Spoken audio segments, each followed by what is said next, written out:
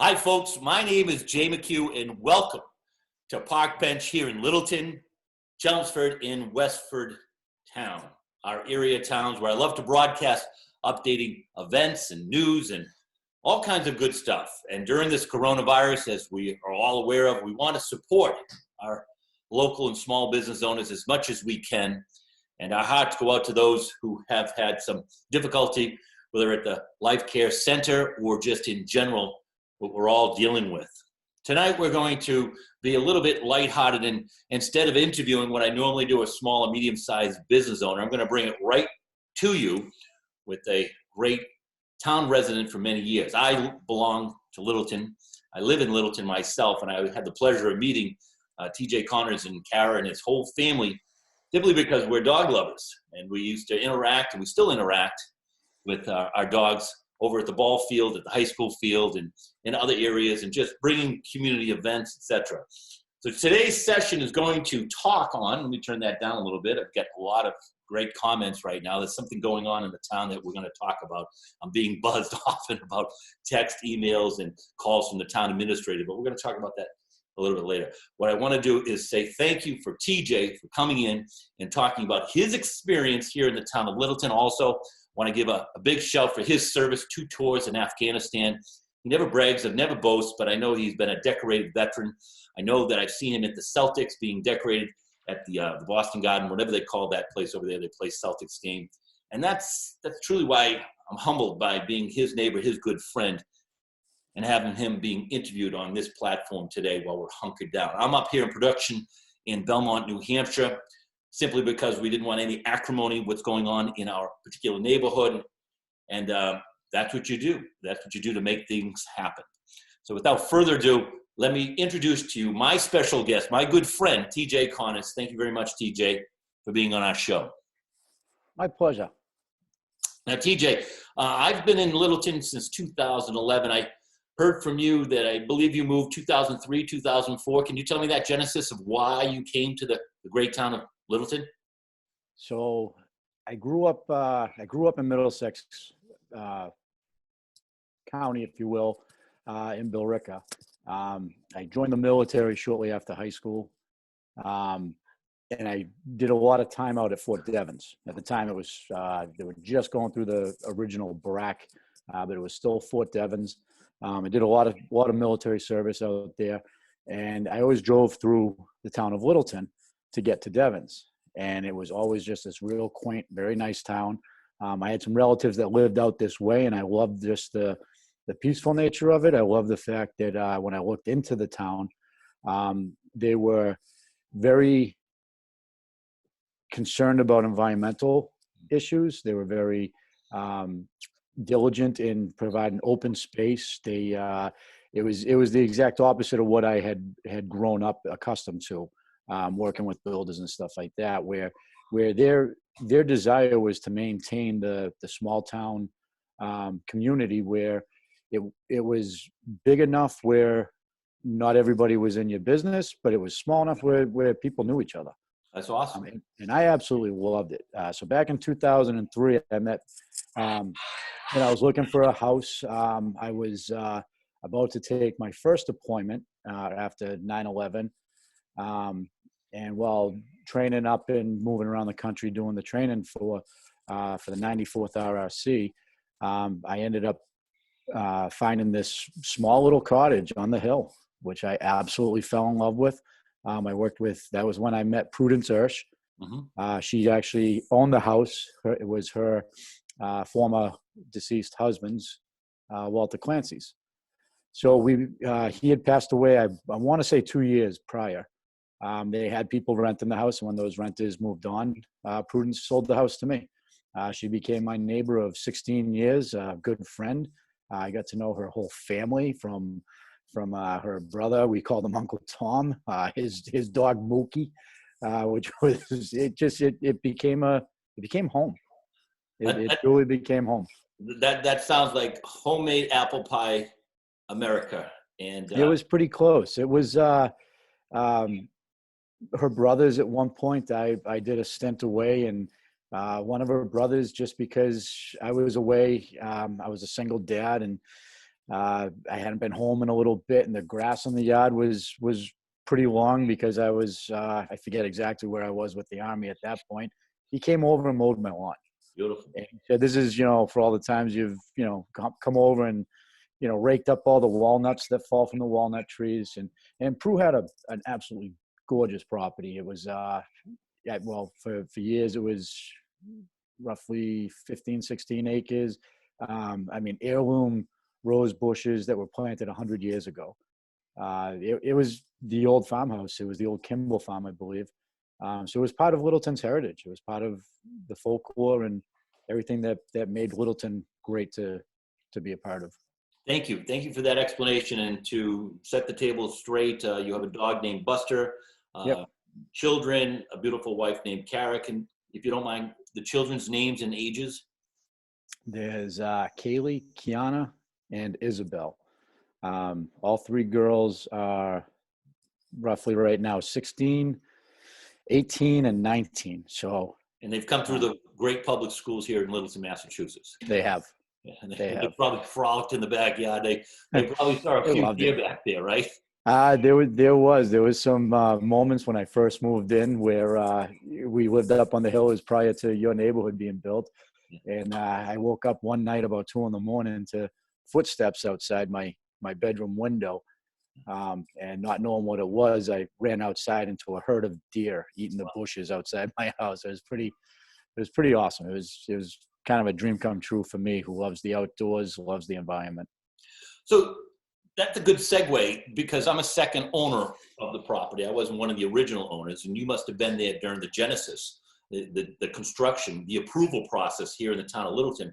And Correct. I told you and other neighbors, including Jim over on New Estate Road, Mark on New Estate Road, and others who are not inside Slade Road Lane, they were happy with the approval process because they had some communication and just working with the developer to make sure that when this, and I think that was during the recession too, or at least the beginning and during the recession, they worked to make sure headlights weren't going into people's living rooms, and they got approvals, and it just went up, and a beautiful neighborhood has been constructed in there. And there's nothing wrong with development. Is that what you would agree with? I've always felt that way. Like I said, I love the open space, but I also love neighbors and I love good people. So the more good people you can have around, the better off the environment is. So for me, where you lived, actually, we used to call the backfield. Isabel at the time was a little peanut, and we used to go on hiking adventures back there. It was an old farmhouse, some nice lilac bushes and stuff. So a few years after moving in, I talked to Prudence, and she had asked me. She said she's thinking about selling it off or developing it. I think she was going to try and do the development herself because I think she was looking for a project, but realized pretty quick that that's something that you really kind of need an expertise on. And she ended up working with the Kimballs, who were very forthcoming and upfront and honest about everything. And this is what we plan on doing. Because of the way the lane goes for a bylaw, they needed an exception to be able to fit the houses the way it was. Again, very upfront, honest. What they said, they did. What they did, they said. And I think while I was in Iraq the last time, I think they built your house and you moved in while I was away. And I came home to meeting the boys, meeting Lincoln and Kennedy. Well, So. I can't say enough that when I do travel, which I do travel often, I can always count on you with a text or a call to keep an eye out on those dogs, because I love seeing them. We love seeing them come over. Yeah, obviously you're very well aware of what's been transpiring and what's been going on up here, and it's been sad to watch. The boys have to try and come around 15-foot berms to come over and play with Buster and vice versa. So sure.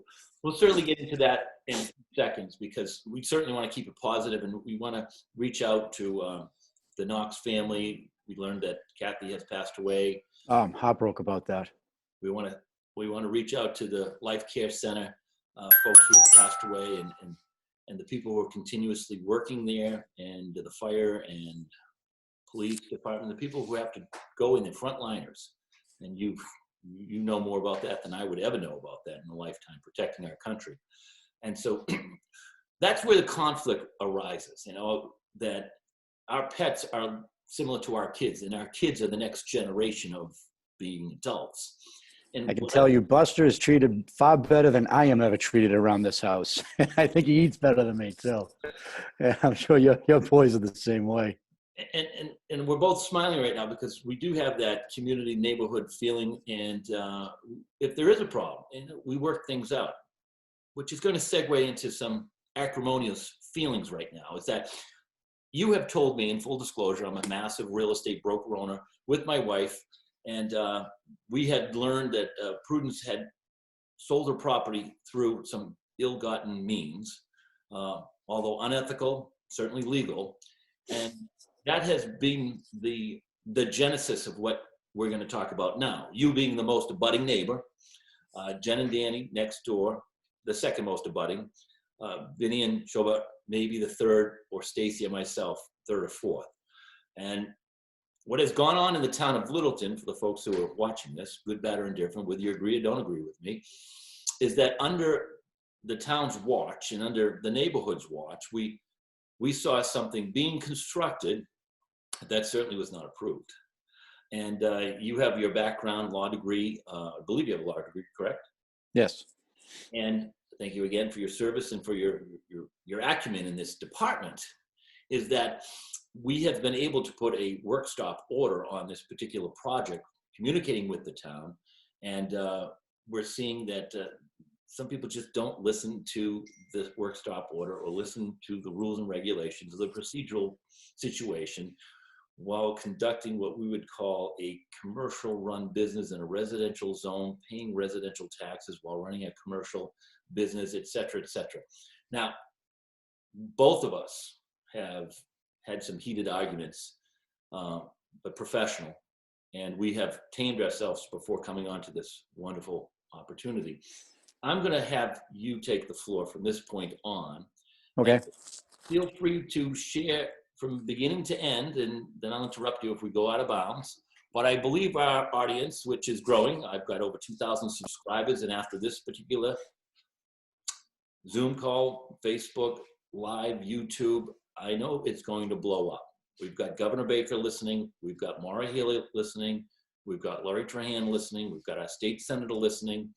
And we've got our private enterprise folks that both you and I know that it's not going to happen in our backyard under our watch. And I thank you for your service, but I thank you more importantly for being a great friend and a neighbor. And I feel horrible that you are the most affected, and you and Kara and the kids and Buster have to continue to watch what's going on. So the floor is yours, my friend. Take it away. Well, obviously, the best place to start is probably the beginning. We kind of went over why I came to Littleton, what I loved about Littleton, what I still love about Littleton. I don't think everybody is working or operating on the up and up right now, but this is a good town. I deployed with people from this town, and they're great people. They were great soldiers, great patriots, great Americans, and they did a fantastic job. While I was in Iraq, my daughter's second grade class, third grade class, whatever it was at the time, wrote me Christmas cards. I still have them in a trunk.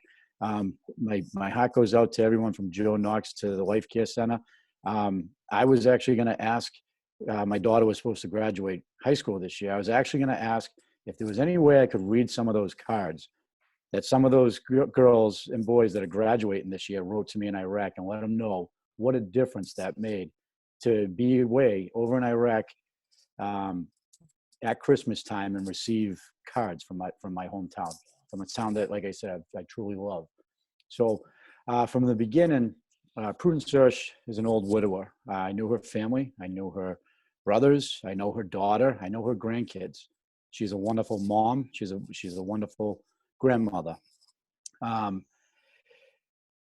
She was selling her house. She could no longer really handle the workload of an old farmhouse. It was built in the 1920s, and it was part, like I said, it was part of Littleton's heritage. There was a huge barn there that was absolutely gorgeous. I was always jealous of the barn, and she always let me, if you need to throw something in the barn, let me know. And I was always afraid to start because I probably wouldn't stop. I'd just play over in the barn all the time. She thought she was selling the home to a family. She put in the listing, no contractors, no subdividing. And what ended up happening was Matt and Mike Fields sent someone there to pretend that they were a young family, a husband and wife with 2 kids. So prior to selling, Prudence let me know how excited she was and how happy she was that they have 2 daughters, they have horses, they're going to use the barn again, the field's going to be the beautiful farmland is going to have horses again. She could barely contain her excitement. Wow. At the day where she signed and she closed, she noticed that the guy's name had changed. And this is how it was explained to me that day by Prudence, who called me and was in tears that she had been scammed out of her home. So after she signed and asked why the name was no longer Kilcummins, it was like a Kilcummins Realty Trust, he then said that he now has to disclose that he's working for Matt and Mike Fields. Wow. That's how she found out. So she called me absolutely devastated that they're going to destroy her farm. They're going to destroy her home. And she was spot on. This is exactly what they did from the very beginning. Within a week, they had civil engineers drilling holes, doing soil samples. Shortly after, they told the town that they don't need approval. They're just going to subdivide the property. So they, sorry, getting a call in. Getting a lot of calls. I'm getting a lot of calls. This is what's good. This is not highly produced CBS, NBC. This is just live. 2 guys talking, park bench, and I appreciate it. Continue. Absolutely. Love it. So, so after that happened, I went up to the town and I asked around, and I was told that, yep, this is kind of what happens. This is how they do it. This is what they do. Wow. So I tried to give them as much benefit of the doubt as possible. I went and talked to them and said, I have a problem with what you just did to my neighbor, my friend for the past 16 years. They made it clear that they don't care. They're tired of having to pay top dollar for anything. And if people knew what they were going to do, they would never sell to them. So they're using straw purchases, basically. On the backside, I went to the planning board meeting when they did their authorization not required, an ANR request. They provided basically what they subdivided. They subdivided the Cruz lot into 3 separate lots, non-conforming lots, because they had no access to A Road. So when they subdivided it, they said that they don't need approval. And then they hired Onyx Corporation, which was a mining corporation. And as you and I found out within the past few days, Onyx Corporation actually got 9A Road certified as a mine, as an excavation site. It's a certified mine. The town never knew any of this. The town was never asked if they could run a mining operation in a residential neighborhood. Wow. So I mean, just the more the truth comes out, the more I am incensed that the town has allowed this. And I don't think, I do think that there's a few people in town that knew, because like I said, I was at that planning board meeting when one of the members was asking, that's a cliff there. How are they going to get to A Road? Like it's not legal. They have to provide how they're going to do it. And there were other people on the planning board that said, don't worry about it.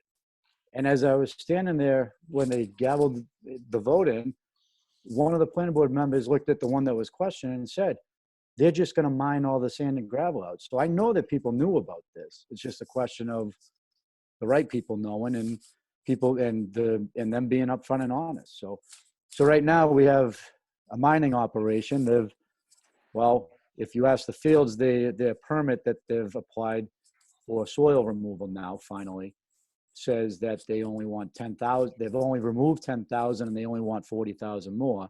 But if you ask the corporation, the mining corporation, they said the other night at the public hearing, selectmen's hearing, that they've taken probably over 30,000 and they're going to do like 160,000 more. So yeah, there was a stop work order, as you said before. So stay right there. So what you're saying is that the real estate community has 99% good agents, and then the 1% who mislead ruins the trust of the rest. The politicians select people that are working in concert for the betterment of the town. The one or two that look the other way give the selectmen and the politicians a bad name.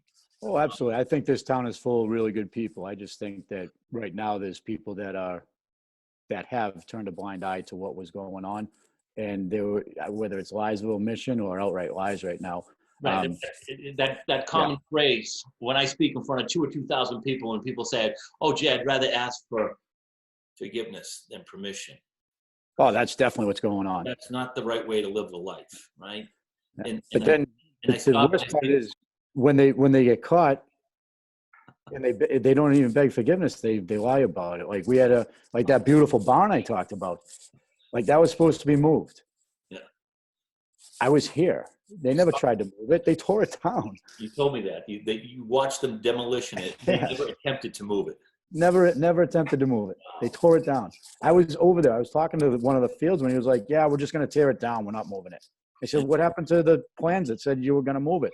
Yeah, no, just not worth it. We're just going to tear it down. I might even try and get the weather van and the cupola from the top before we do it. You know, I was like, what? At what point have you guys told the truth? And now their attorney goes on in a public hearing and says, oh, it wasn't structurally sound, and when they tried to move it, it collapsed. That's bold-faced lie. That never happened. I know you're holding back what you really want to say, and we appreciate it because kids might be watching this. But yeah. I 100% agree with you from my own witnessing of it, where one day I woke up and there's a 30,000 bulldozer knocking down this sand and gravel. Trees have been removed. I'm puzzled.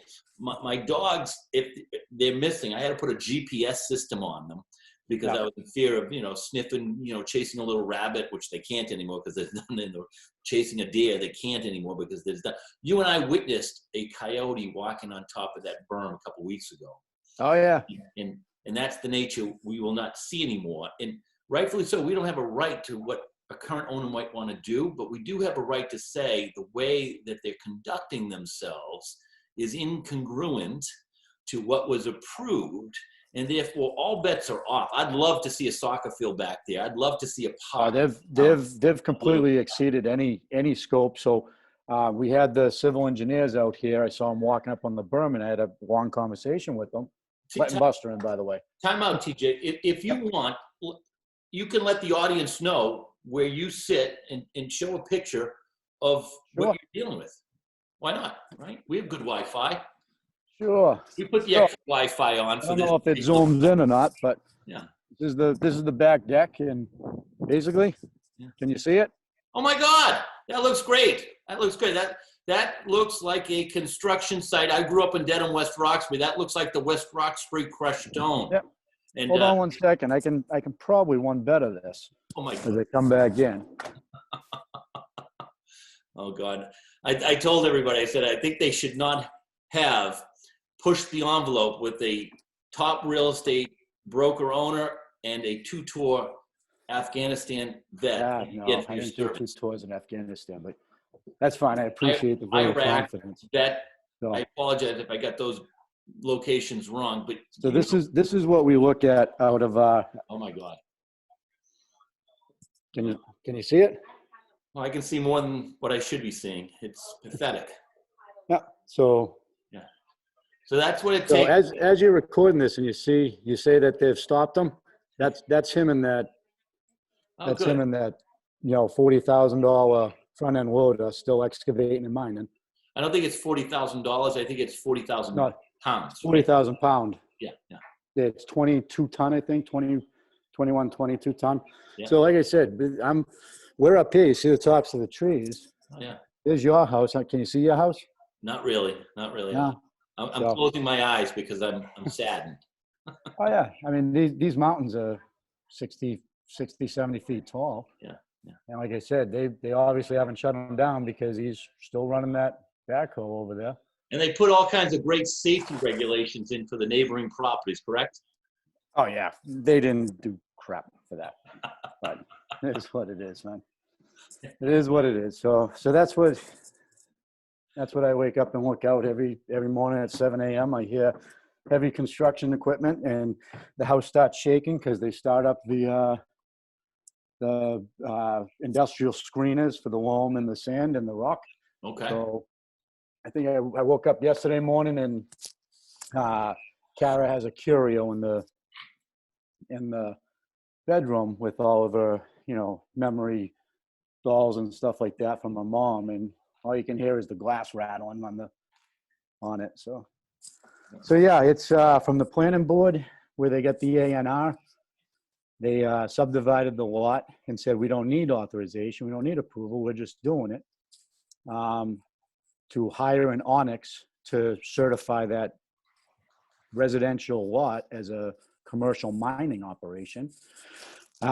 They tore down the barn. They told me they weren't going to cut the trees all the way up to the lot line. When I went out and I asked the guy, how far he was cutting, he said all the way over to the line. I said, I was told you weren't. He said, well, that's my order. I called Matt and Mike Fields. They came up, and their answer to me was, oh, well, we can't super glue them back up now.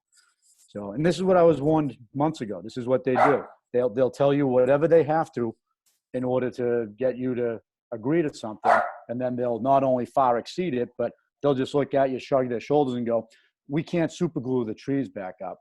Look at the barn. The barn's gone. Oops, we can't do anything about that. It's gone now. There's nothing we can do about it. This is not their first rodeo. I believe that they own Remax on the Common in Littleton, and they have another development in Cooper's Field, Yeah, Cooper's something. Cooper's Farm, and people weren't happy about some of the wetland protection that they violated, and it was looked the other way.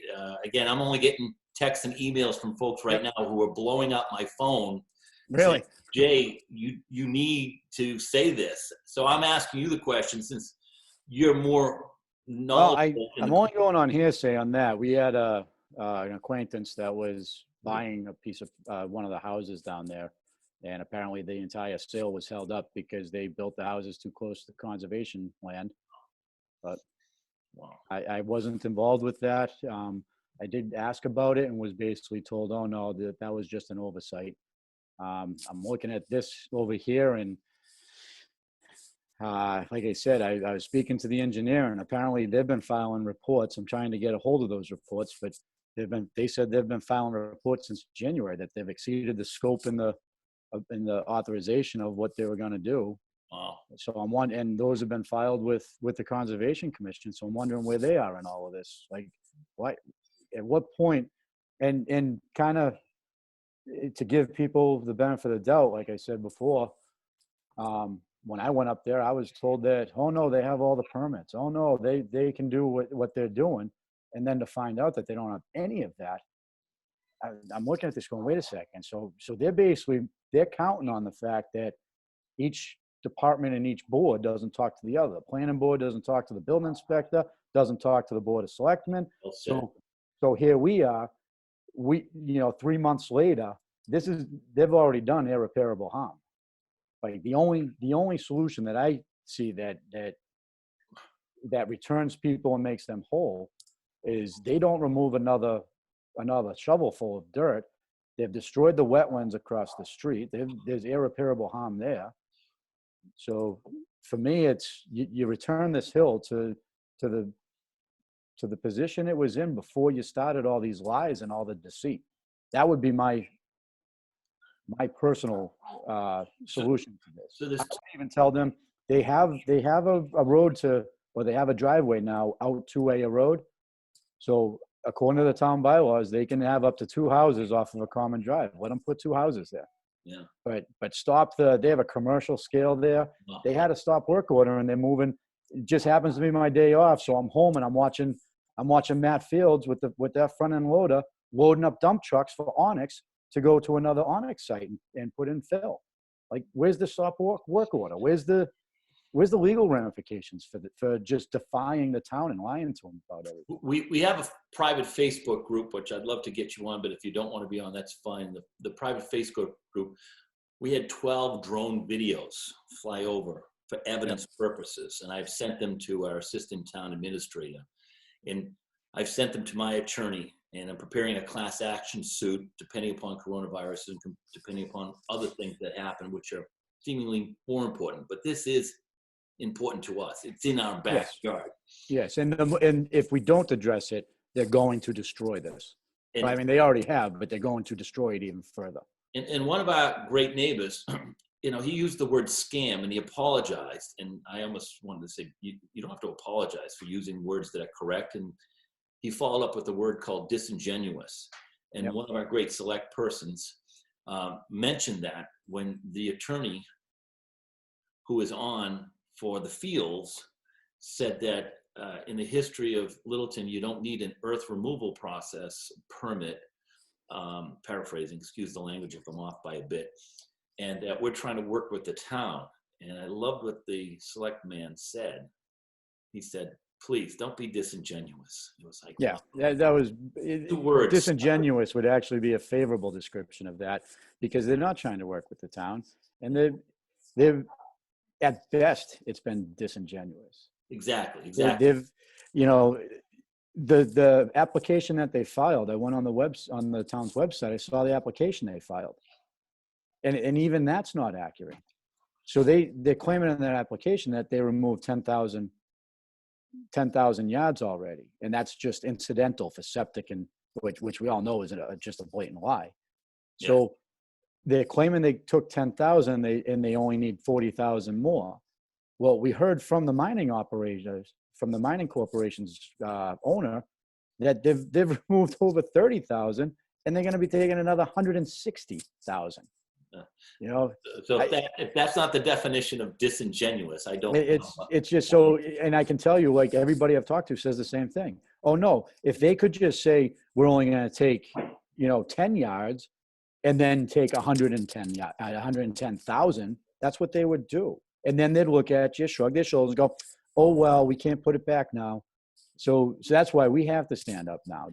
They're just nothing from the start of this to today has been upfront and honest from them.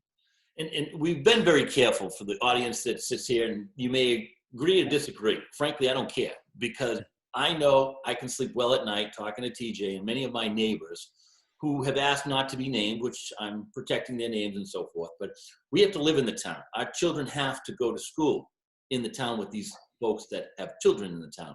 It takes a certain gumption to do what we're doing right now, and we're not fearful. You can see 2 of us right here. We're fearless. 1990, I was finishing up at Stonehill College. I was ready to go on to Suffolk Law School, and Dedham, 1990, Showcase Cinemas were trying to put in what was an X-rated movie. Forget the title of it. It's not consequential at this point. But they changed the rating from X-rated to NC/17, which means no children under the age of 17 allowed in the cinema. And I remember my good friend, Anthony Tarasi, known as Tony Tarasi, owned a liquor store. And he stood up in front of CNN News before cable was prominent back 1990, 1991-ish. And he said, if it walks like a duck, quacks like a duck, and looks like a duck, it's an effing duck. I love that quote. And we can say the same thing here, TJ, is that we can take it one step further than that. It's not a walk or quack like one. They got certified by MSHA, the Mining Safety of America, like something like that. They got certified as a mining operation.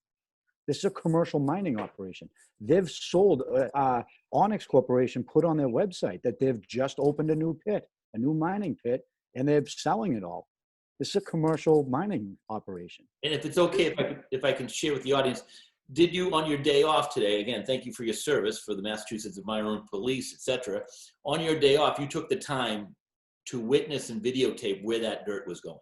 Yes, it's going to an Onyx site. So you took your time to help the townspeople to understand that they took earth removal, which was incidental per their attorney, and then they weighed it or didn't weigh it, because I'm not sure if you told me they did or did not, weighed it or did not weigh it, and take it to another site to either be sold or to be used. Yes. Wow. The dirt's not even after the stop work order. This is after the the Board of Selectmen hearing that says you do not have the authority to do this. You will not do this. And they did it. And then we have voicemails from people people from the town hall saying, oh no, that it's like, these aren't the droids you're looking for. That's not what's going on. I'm looking at it and I'm watching it going, he has a commercial screening machine up there that's shaking the entire house, and he's filling dump trucks full of screened dirt and loam that Onyx is taken to another site for fill. Wow. Like, how is this not commercial? And with the stop work order and all the other stuff, how is this still going on? I'm disingenuous. Like I said, that's a very kind description of what's going on right now. So. Well, TJ, I definitely appreciate it. The mind can only restore what the ass can endure. And I think you and I have been speaking enough. I think our residents, our local politicians, our neighbors in Chelmsford and Westford, and wherever else is going to go viral. Hopefully Fox 25 News tonight. Somebody will pick this up. David versus Goliath. I'd like to make one more point here. Oh, sure. And it's from that Board of Selectmen hearing where John Durkin from Onyx Corporation testified, if you will, or spoke. And he said that they were certified by McHugh as a mining operation or an excavation site. I forget the exact quote. And they can put up to 2 tons of dirt and sand and dust into the air for our kids to inhale. This is like a residential neighborhood. I was out back looking at all the kids riding bikes in the neighborhood. I have my kids here that already have asthma. Yep. So 2 tons of sand and dirt. And one thing I didn't show you, which for anybody that might be interested, this is where I live at 5A Road. There's the high school. Oh, wow. There are the high school fields. Oh, wow. So come June, July, and August, when all of the kids from Littleton are playing softball, field hockey, soccer over there on those fields, Onyx Corporation is going to be putting into the air up to 2 tons of dirt, dust, possible carcinogens, who the hell knows, and that's supposedly okay with them. That's okay. Like, you can't tell me that's not putting our kids at risk. Right. So again, that probably, I have a lot more points I could make, but disingenuous would be a very kind description of what's going on right now. Well, thank you very much. We're going to wrap up here and say thank you very much for TJ. Thank you very much for our Park Bench channel that we're not here to expose. We're here normally to promote great things happening in the town, but restaurants and other non-essential things being shut down, well, not under our watch. We're going to allow something to happen that's going to impact negatively to our neighboring properties, as well as the disposition of anything else going forward here in the town. If you have any questions, you can certainly reach out to either one of us. I'm going to give you my number, 617-699-7442. Make it easy for you to get in touch with me. Feel free to, oh man, it's blowing up right now, TJ. Feel free to text me, and feel free, if you're a media personnel that like to interview both of us on Fox 25 News tonight around the country, we'd be happy to sit down and just say, I'm not that photogenic. Here's the real deal. Thank you very much, TJ. Stay on the line. I got some parting gifts to give to you. I'm going to stop the recording, and we'll talk to you all soon. Thanks very much. Cheers.